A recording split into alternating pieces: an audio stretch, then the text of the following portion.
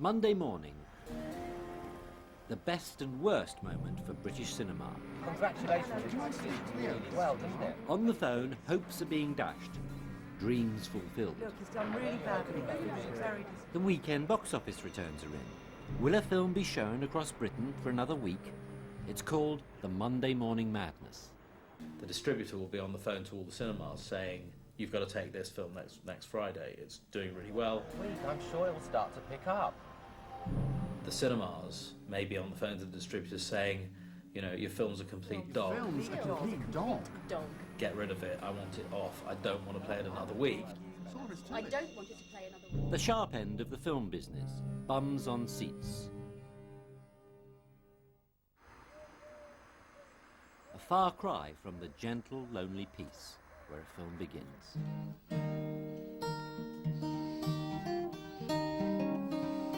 This man is at work. Hard at work. He's still at work. He's creating. Whether anyone will want to buy what he's creating is a different matter, because this man is a screenplay writer. In his mind, he's at sea, piecing together explosive love affairs and conflicts thrown up by the cramped life of sailors on an aircraft carrier. Someone once said that writing takes 8 months, of which 6 months is walking around the room. It's a strange process being a writer. You need to remove yourself very often from the thing that interests you to write about. Over a decade ago, I decided to give up living in the heart of London for the peace of the Cotswold Hills. I think one of the drawbacks of being a writer working at home is that you warm up so slowly that it's often about 7 in the evening that you really feel you're motoring along and you really want to stop at that point.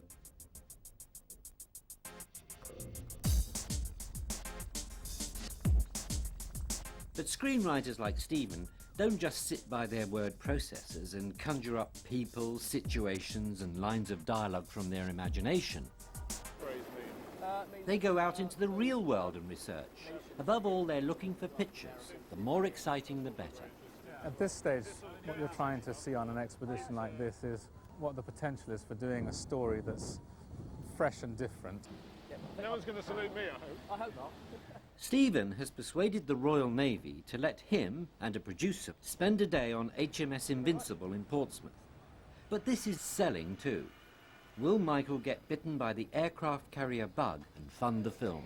She's at ABC, DEF. It was considered that people in the Navy back in the 1950s and 60s would be too stupid to understand a QWERTY keyboard. The idea is just a very simple notion that the ratings and the crewmen who control the movement of aircraft on a carrier exist in a world of sign language, that the noise levels that they have to work through are so great that even intercoms won't work for them. Right, so you then have a lieutenant commander who's, and we call him Little F.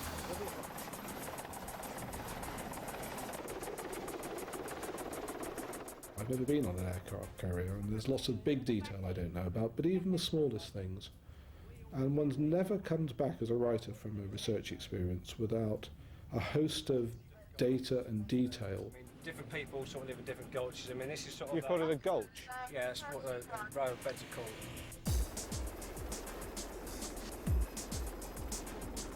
It might seem like two men having a fun day out, but it's been serious business. The question is, has Stephen done enough to excite producer Michael Caine to put money into the project? Well, probably. What I'm interested in is to try and raise our sights a little to make bigger budget movies. And I think in my years building up Polygram, what we realized is that working from a base in the UK, we could make movies that could equal anyone's movies worldwide. And we, in our movies, grossed over $2 billion from movies made from a British base. Doesn't mean made in England, doesn't mean only with English talent, but from a British base. And that's the important thing.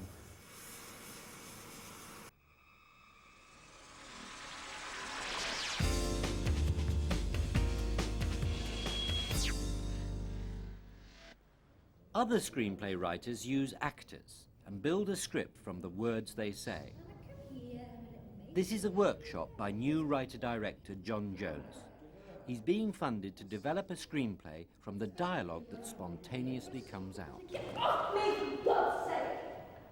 Essentially, it's a story of two sets of lovers and another couple who all go on holiday together, and their problems and how they fix them. You're going, oh, look, that's 7 out of 10, whatever, and you think it's all a bit mean.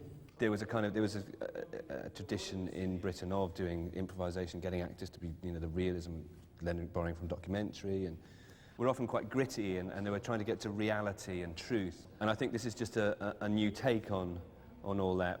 It's not a game, Rosie.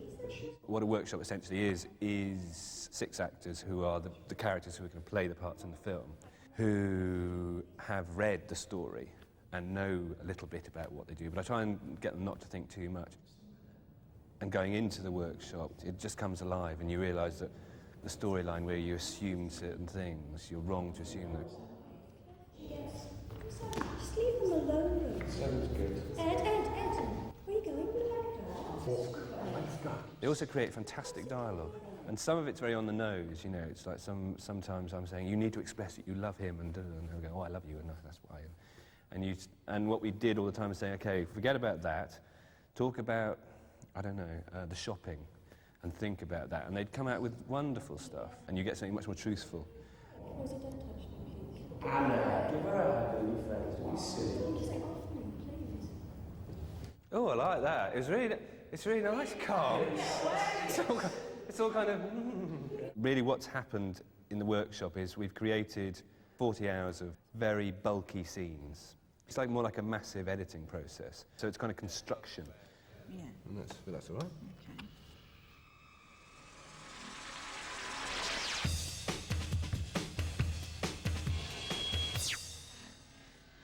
Film 4 is now one of the biggest film companies in Britain.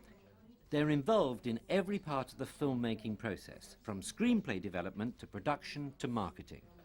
Film 4 Limited is the film production, finance and distribution arm of Channel 4 Television.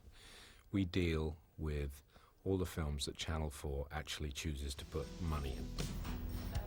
In fact, Film 4 acts like a mini studio. Although mainly a television company, they are now a major player in the British film industry. The team that finds the screenplays is run by Eleanor Day. We're quite a small team. It's not a big company. There's 50 of us in all, but that includes our international sales and our distributions. And we make about 12 films a year, and we buy in more. And so I think that we probably are, up there with the big boys. We don't compete with what Fox makes. We're not after making Star Wars or Sleepy Hollow or something. We're actually much more interested in developing local talent and taking them up from smaller, train spotting or sub-train spotting type budgets through to bigger budget movies. One of the developments they've been financing is John Jones's. We're coming to hype up Film 4 on British screens because they've read a workshop draft and we want a better reaction to the first draft, so we're just coming to hype ourselves and the film up. It's now 8 weeks on from his workshop, but no usable screenplay has yet emerged.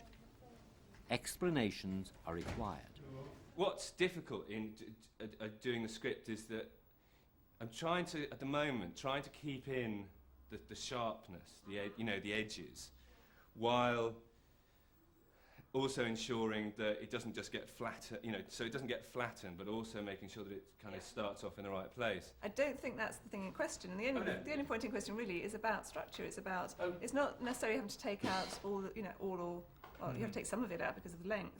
It's not about taking out that tone. It looks appalling. Yeah, no. Really awful. Oh, that's play. Sorry. So, let me just pause. The thing about the characters is actually they lie all the time. This is what I was working this out, and it's really difficult because they lie consistently. John hopes his workshop videos will show how complex and fascinating his characters are, so difficult to represent as mere words on a typescript. every time they're given a situation to improvise, they obviously push it quite far.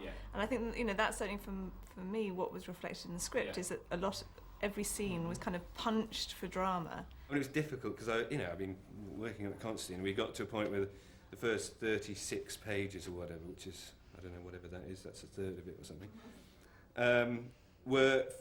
they were really nice.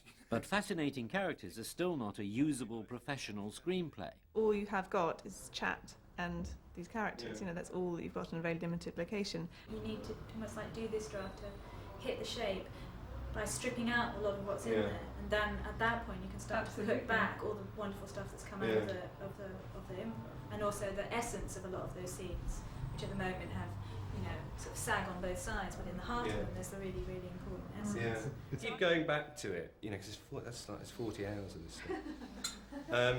And it's kind of, you can see it. I can see it's there to be had, but it's about actually. It's mining and structuring out, and you know, that's the trick. If you can get that, then you're laughing. We're all laughing. So will John get his movie? Well, he has 10 more days to finish his screenplay. When the final script does arrive, there are mountains of other screenplays it will join.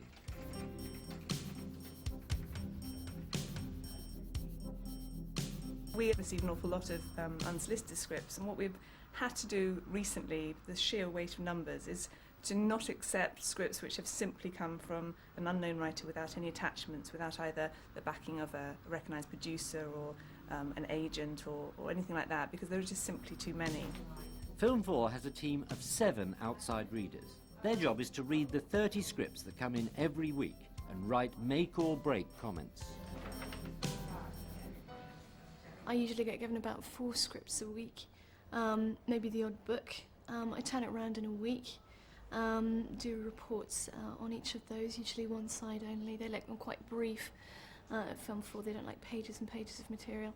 And then I'll come in and talk to Saskia, who runs the script unit, and we'll discuss the merit of the scripts and whether there are any interesting writers. 2 this week. 1 book. Oh yeah. Beautifully written, but rather dry. Was it? Can't really see any potential for adaptation there. It's more about character than drama and kind of internal stuff.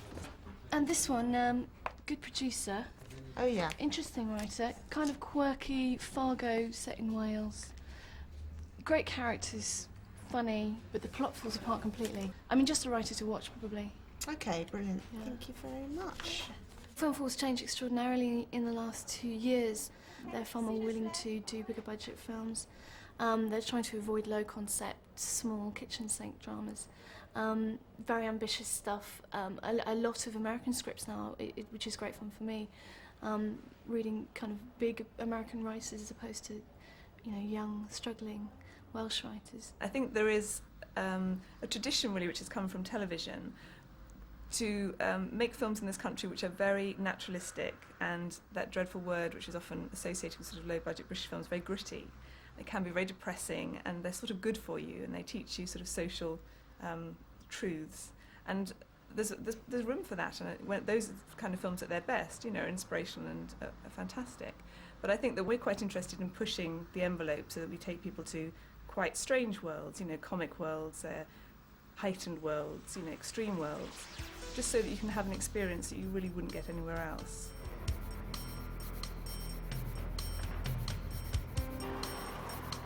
Unlike America, the heart of the UK film industry is right in the middle of town.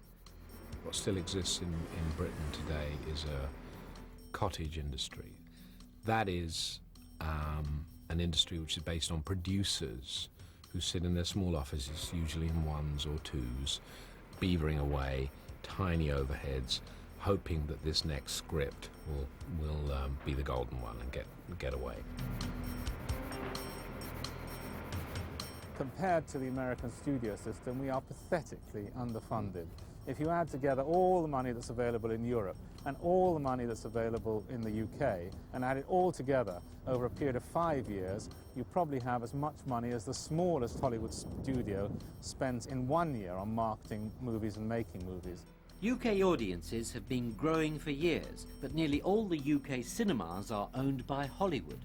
There's no question that one of the problems the UK industry has is that in UK distribution, in cinemas and in video rentals and in sales to television, the 5 US studios dominate, and they have between 80 and 90% of the market. So there's a very, very small slice of the cake remaining. That, to me, is the fundamental problem for the UK industry. Traditionally, the only source of money for British films was the television industry. What you've got to understand about television and film is that they are joined at the hip. More people see films on television around the world than through any other medium. There's been an enormous dependence on TV-generated cash to fund production. A major new source of money for films comes from the UK's National Lottery. This government in the UK, the Labour government, has finally recognised that the film industry is actually a useful industry for the country, and has come up with a scheme whereby money from the lottery actually goes partly into the film industry. And they decided to give it to 3 companies, DNA Films, of which I'm co-chair, is one of them. We have money to put into 16 lowish budget films, £4 million films, of which the lottery will put up half. Because the industry seems to be booming, independent money from city financiers has also started to appear. One of the problems that comes with that success is there's an enormous glut of movies being made, around the £2, £3, £4 million mark. 8 years ago, the UK made 50 films a year. Now it's over 100. It's simply too many, and it's very easy to see why, that most of those films don't get shown anywhere, that they're made by people who are taking a punt and then no one wants to distribute them because they don't turn out to be worthy of distribution. Or they do get distributed and they last for a week and no one goes to see them. From my point of view, the UK industry will only really be able to, not even to compete with Hollywood, but even to get into the same ballpark when we are able to make larger budget movies, because the name of the game worldwide is stars. It's all about stars, and you can't afford worldwide stars on a £4 million film. Shepperton Studios, 30 miles outside London. Pre-production is progressing on the biggest budget British film this year. They can afford a big star, Nicolas Cage. He's done lots of big budget movies, but never a British one. An individual can open a bank account relatively. It's the film version of the novel Captain Corelli's Mandolin, which has already sold 1 million books in Britain alone. Captain Corelli's Mandolin is probably one of the most ambitious British films to be made over the last few years. It's going to be somewhere, I would imagine, between $40 and $50 million.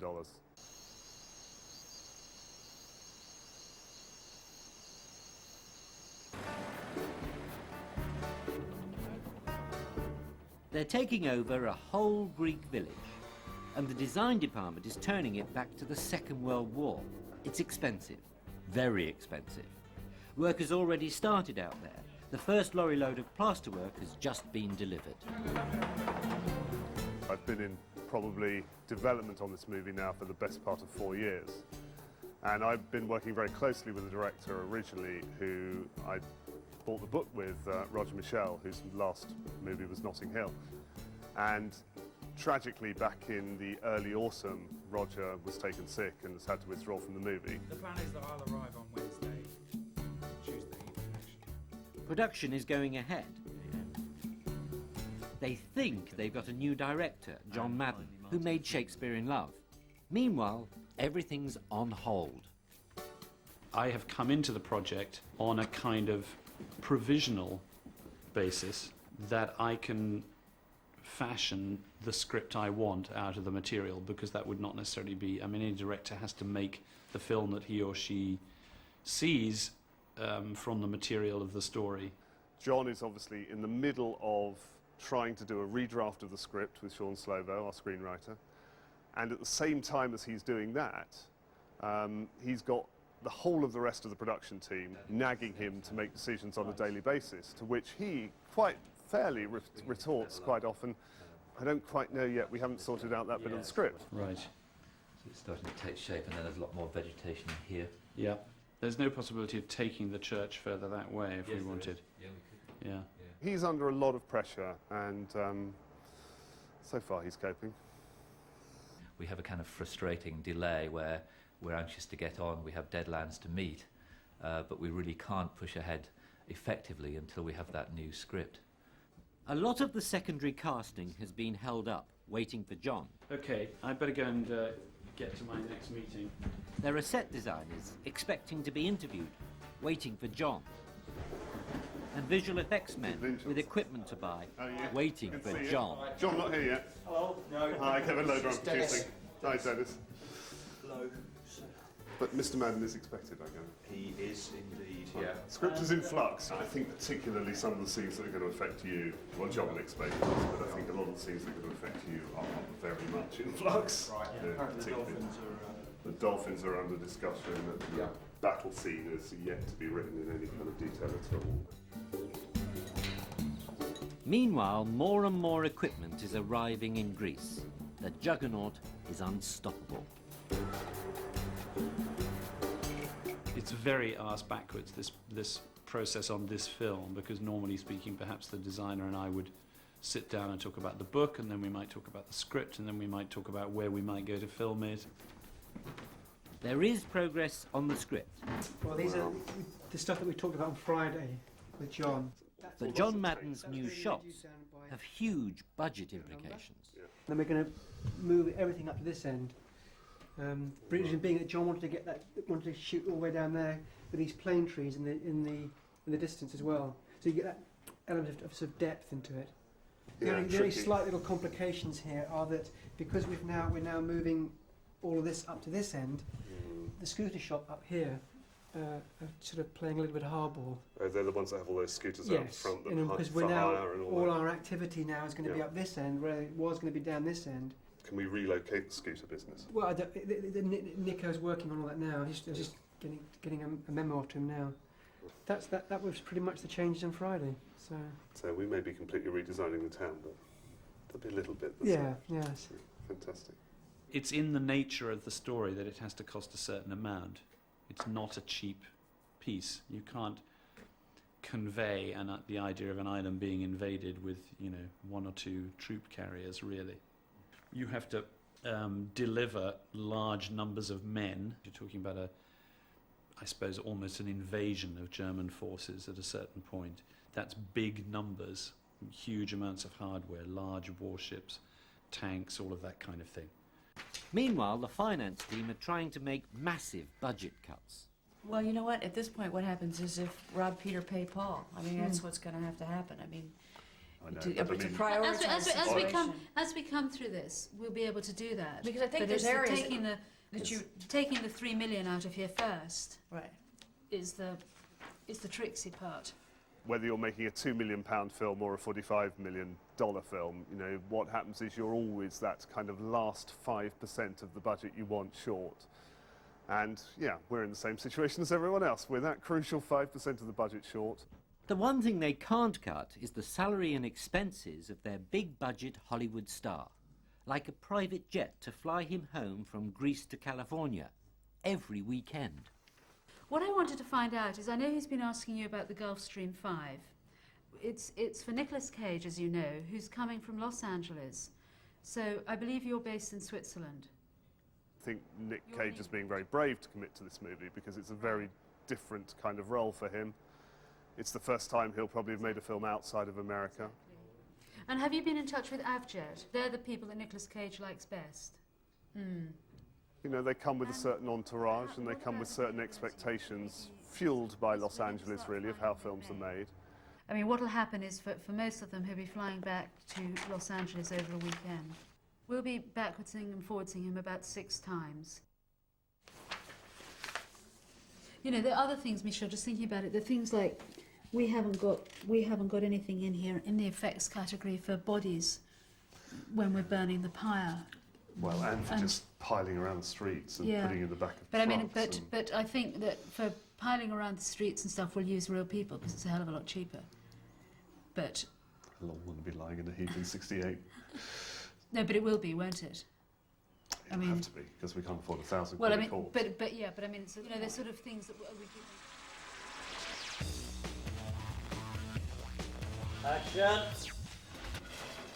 The studio set at Elstree on the low-budget movie Sorted. Matthew Rhys and Faye Masterson act out a scene for Alex Jovy, a first-time director. What the fuck are you doing? Hi. I was just trying to help you pack, that's all. Cut it. Got it. Check it. Check it. Very good. Thank you, actors. Alex has no previous experience directing feature films. However, he has made a short which won an award at the Hollywood Film Festival. I'm just an up-and-coming filmmaker, and I've been very lucky. It's been a team effort. We've assembled this amazing team in the UK. They've helped me a lot. We've been able to rush through the material and keep maintaining a very high standard with it. The producer has hired an experienced director of photography to keep an eye on this fledgling director. In Britain particularly, there's a lot of debut directors now, a lot more first-time directors than we ever used to have. And DP, the director of photography, is very much now being brought in as the expert on the set on how to shoot stuff. Sure.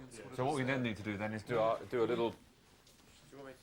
little kick in somewhere in here to see that happening. Yeah. With Alex, it's particularly about coverage and how to cover things, because he's not experienced. It's as simple as that. You know, there's a difference. If you've shot 25 movies and God knows how many music videos, you know a lot about what angles do what. And, you know, you can look at a scene being played with actors and you can say, well, it might be better if this happened, because that's more interesting visually. Do you want to go back to your original size? Yeah. Because it's not very punchy down to the disc now, is it? I enjoy mixing the work up. There's cross-fertilisation goes on between all the various forms. And obviously on commercials you're often working at cutting-edge technology, as you are with music videos these days, and often you bring that back to a set of a movie. Now go down to the disc. Isn't that punchy? In fact, that's nice, held out a bit, isn't it? Yeah. Not too much, but that's nice there, Matt. Nice shape. Keep it there, Matt. There you go. Sorted is very obviously a young movie. It's there for young cinema goers. It's not going to be there for the 40-year-olds. You're making this for the MTV generation, aren't you? You know, people who are used to very fast cutting, who can actually see images very quickly. Most movies now have twice the number of shots in that they did 10 years ago. And you know, I'm pushing the colour more and more as we go through the movie. I mean, by the time you're deep into the clubs, they're lit by beams of light and strobe lights and nothing else. I mean, the image is just blinding all the time. We're going to be here. Right, so that's where you have to be careful. This movie is being made for just $6 million. In Britain, this would be called a low-budget movie. I think in the States, it would almost be considered a no-budget movie. Great, thank you. I wouldn't have been able to make this movie anywhere else at this budget level. It's absolutely not possible. I think the whole industry is very geared up in the UK for this sort of budget. The designer got an Oscar nomination for her last film, but now she has to watch every penny. It does make things a lot more difficult and uncomfortable. You're constantly scrimping, you're constantly concerned. And so when you're actually on set, that's when it shows, because people will say, why don't those windows open automatically? Why don't the shutters work like they do in James Bond? And you can only say, I've only had this much money till you're blue in the face. At the end, it doesn't wash, but, you know, that's the reason. And I have to get people to make things, bring things from home. I beg, I go to boot sales. I do anything to get the stuff I need. She's even having to sell off the wardrobe as filming progresses, trying to recoup some money. Budget is only about how big a scene can be, how many people are in it, how long you've got to shoot it. You know, a large budget film will shoot for 15 to 20 weeks. You know, we're 7 on this. First day of shooting, I did 21 setups, 55 takes, and still maintained a very high creative level and a very good look, and that's purely just possible because of the team I've had. But I think in the States, you know, the standard of a good-looking film is, you know, sort of 10 setups maximum. What is this? What the fuck is this? Paid cut.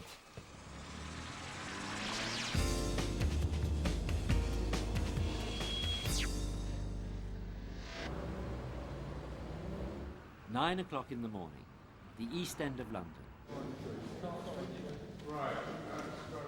And filming is already underway in a boxing movie called Shiner, starring Michael Caine. Looking better. And action!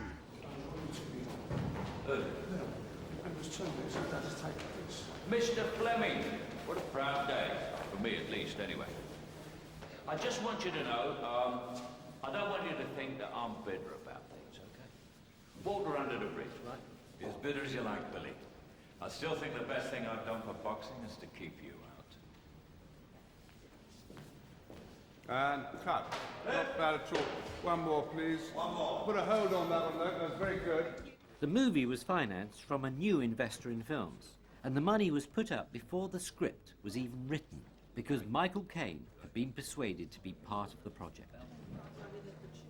I was in a nightclub and a real gangster came up to me who I knew, and he said, I didn't like Carter. He says, not like real gangsters. I said, get Carter. I said, oh, no, really? I said, why do you say that? He said, real gangsters are more like ordinary people. He said, they have families and wives and children and problems like that. Didn't you know that? And I said, no. He said, Carter never had any family or problems or wives or anything like that. So this is a disintegration of a gangster family. The director, John Irvin, is an old hand. John Irvin is really, really chilled and calm and knows exactly what he wants. To have a very calm atmosphere on set is conducive to kind of really good work, I think, rather than having everybody frenetically running around getting hysterical and worried. China doesn't have a big budget by Hollywood standards, but at $11 million, this is definitely a healthy medium budget for a British movie. It's possible because the stars aren't taking a huge cut. It means that we actually have got a very healthy amount of money to spend on making the film. I mean, we've had to hire 1,200-1,300 extras for most of the boxing week, if you like, which we would never have been able to do on a regular, £2-3 million, which is probably the average size film budget even now. The more we can get, we can make this look like a $15-20 million film, the better. Stop it here and wait, that's why I didn't want to stop. I think the advantages of making a medium budgeted film are obviously there is less pressure to conform to formula. I feel encouraged to make something which is a bit special. If you have lots of money, you can have lots of special effects and stunts and scenery and locations, and then you don't have to rely on the actors so much. And so, for me, at this time in my life, it's very good because I like to do acting now because I no longer get the girl, so I have to get the part. The thing that's really great on this, that there's time and care taken over everything, every little detail. John, the director, kind of sat down with me to talk about where my character was from and their kind of relationships with the other characters in the story. Not him, not him, him. My original ideas about the characterisation of the part, and my part's not a big part, completely changed as a result of that conversation. And you just don't get the opportunity to do that on sort of projects that don't have this kind of budget or this sort of time and care. I really have a vision in There's only one thing. Everyone's very happy to be here. There's no moaning, there's no grumbling. Everybody's very happy and everybody works very, very hard. There's a tremendous team spirit, and particularly on this picture, for instance, but on a British picture, there's a little bit of fighting against the odds. It's a bit like the Blitz. We're all in it together and queuing for sausages, you know.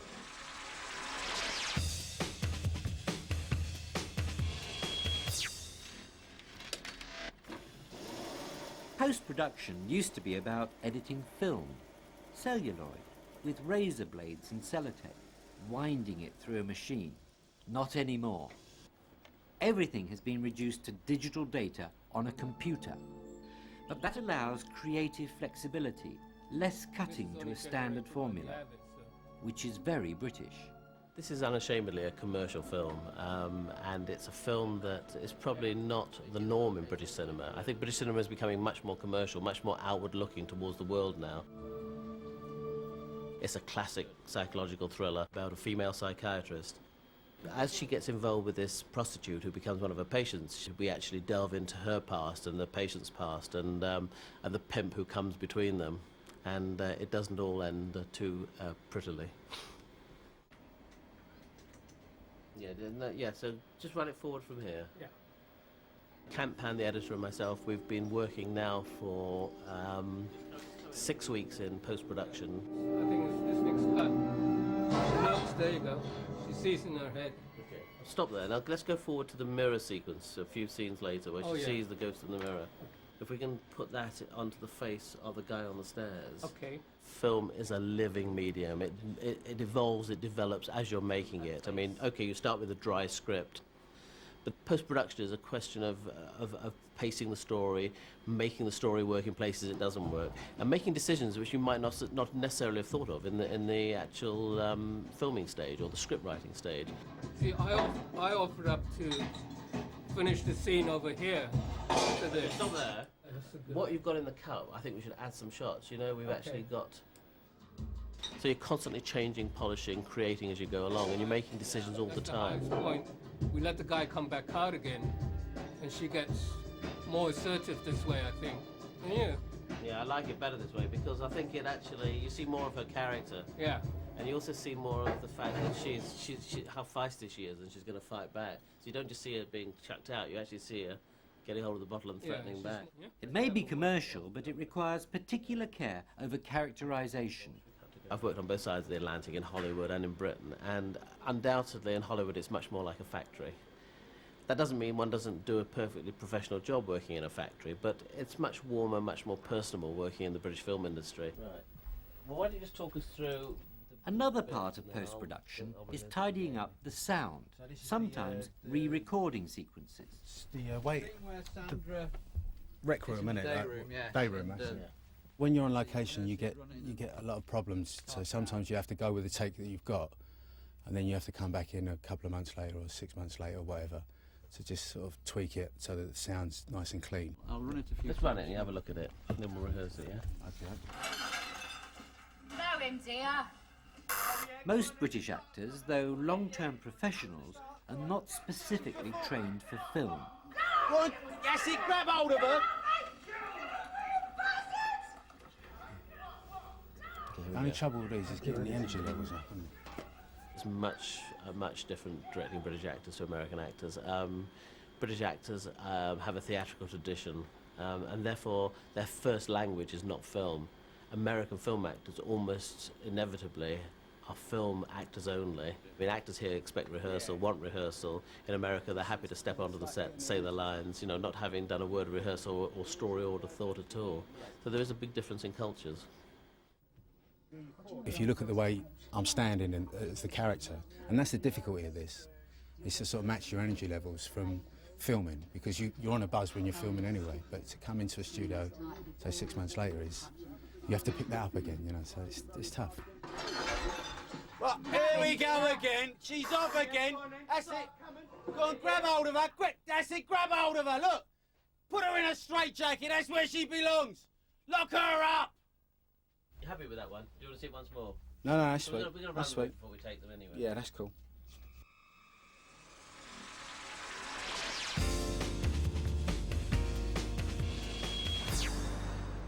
At the computer film company, they produce visual effects.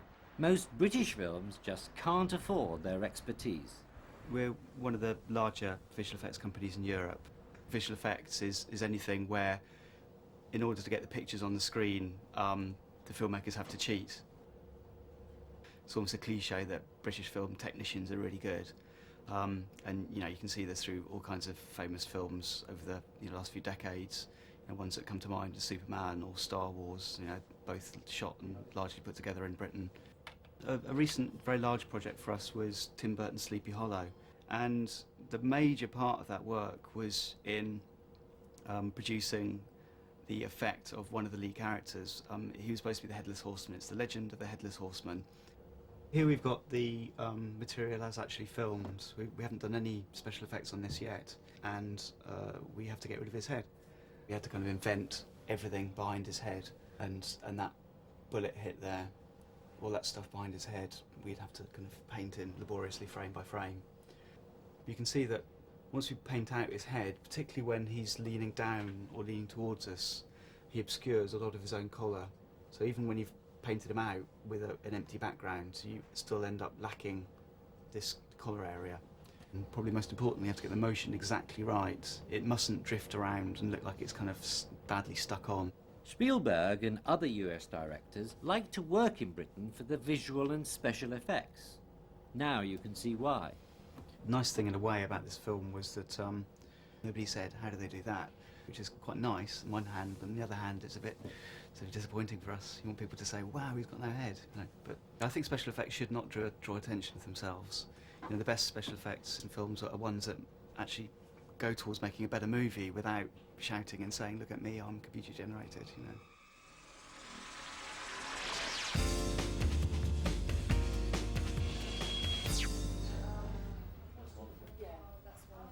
A film is nothing without distribution.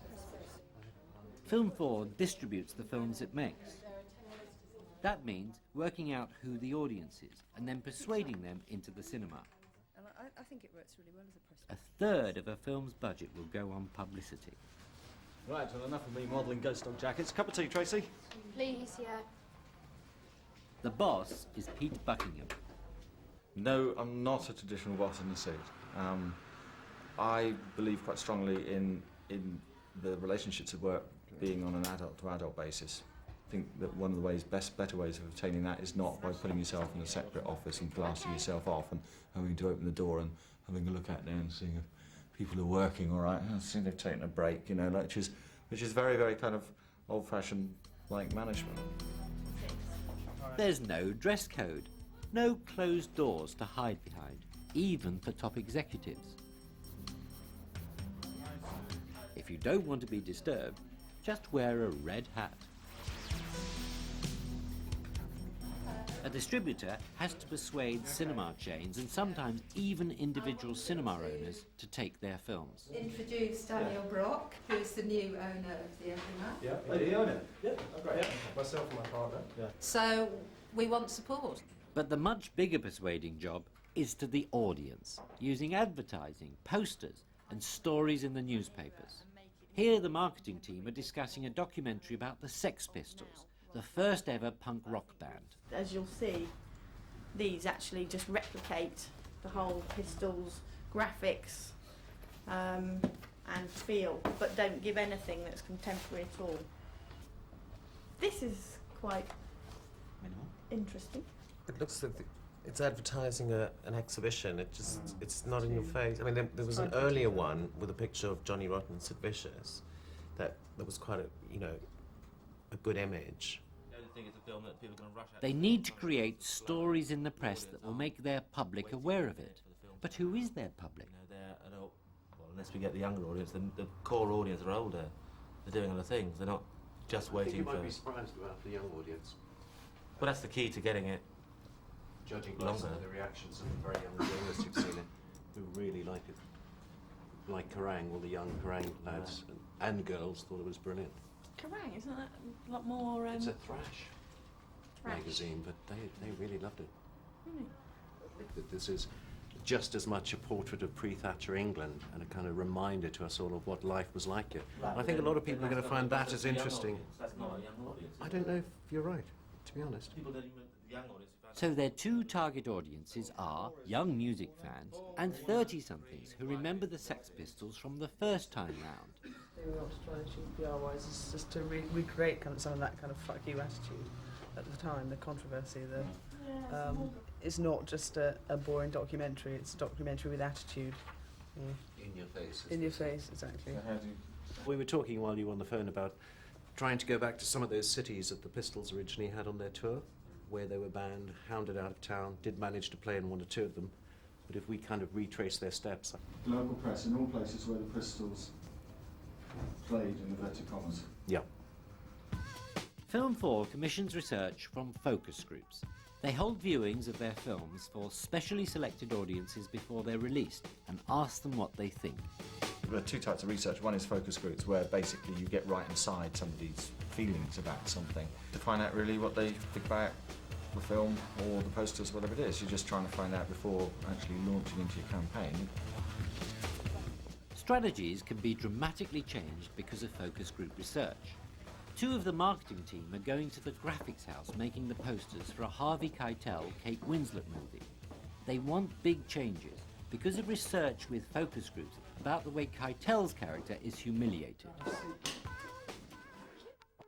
We started off with Harvey in a dress, so it's kind of obviously... Yeah, well, we're around in a circle. Because when we first, we'd all seen it and then we sat down, we kind of all thought she should look like the strong one. I'm not actually 100% certain whether that's going to work, to be honest. No. The focus groups didn't like any of the posters where Keitel was shown as a ruined man. When we researched it, again, it came out that people actually didn't really want to see him totally destroyed. They still wanted the premise of him being the hard man that they know and love. So this shot. So yet another version of the poster has been produced, more flattering of Keitel's character. So where we are at the moment is just trying to play up the relationship between Kate Winslet and Harvey. Kind of hard man, cool Keitel. He looks a lot harder now, doesn't he? I think if they'd seen this, then this probably would have worked. I think this works stronger than that. I actually agree. The prototype poster is changed yet again. This is the poster they eventually agreed on.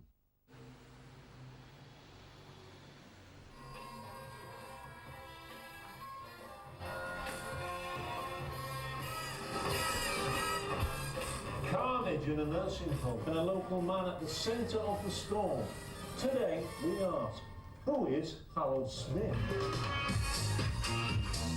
At Intermedia, they're one stage further in the marketing of their latest film, Whatever Happened to Harold Smith.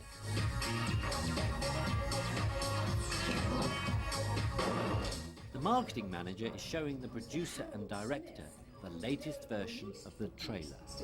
Pending tests to establish whether or not he does indeed possess special magic powers. Special magic powers. It's supposed to be an improved version, but their reaction is not favourable. It's not as punchy as the first one. I can see why you did the things you did, but like that little grin of his at the beginning of the first one, it might make him look a bit simple, but it's... It just feels that it's lost. A lot of it's the music in the first one. Just holds it. Yeah, it sort of bounces along. First one I would go and see. The second one, just as a trailer, kind of kept it lose interest. And I wonder if it matters if... I don't know that it matters that you have to have a trailer that tells you what the film's about. Intermedia makes about 9 films a year. Past successes include Sliding Doors. They also distribute Woody Allen's films in the UK and other foreign films. Being British, one of their biggest gambles is when to release their movie. For Harold Smith, the distributor in the UK was originally going to go in a date in February, but we looked at the release schedule and saw that Toy Story 2 and The Beach were going to be released on the day that they were looking at. Harold Smith would have been the third choice for cinema goers that week. Not a good idea for the opening week. So we asked them to look at it, and they've now decided to move the date back into March. So when to release Harold Smith? Is called Show Me Love, whatever that is. And then The Green Mile goes wide, and Three Kings. That's good. Have you seen it? Yeah. The Holy Smokes on the 31st of March, film 4. So it's afterwards then? So I think they've moved away from us actually. Indeed they have. If you get 2 action thrillers opening on the same weekend, it's very unlikely both will work. Because the cinema audience itself divides up into those who like action thrillers, young men on the whole, and those who are not so keen on it, older men and maybe women. So, you've got to be careful about that. Now, if it's a weak action thriller and you've got a strong one, you don't have to worry. If they're both strong, then you've got a problem. It's a huge decision, huge decision. Get it wrong and you're buggered. Well, here we go again.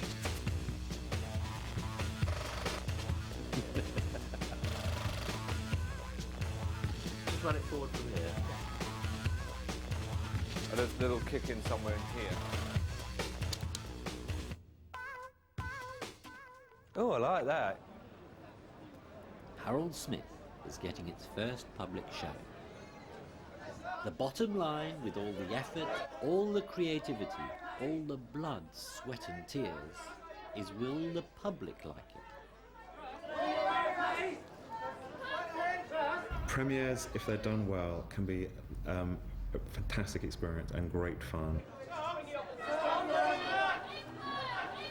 They can generate very good coverage in the press, lots of photo opportunities if you have cast there. Well, luckily all the cast did make it. But the only question that ever really matters in the whole world of film, did the audience like it? When they come out smiling, you know that you've probably got a success on your hands.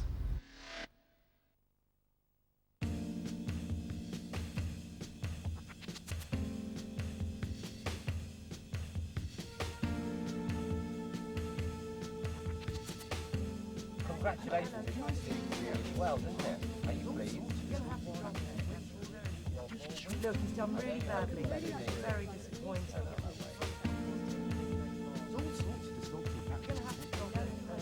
Congratulations. You did really well, didn't you? Are you pleased?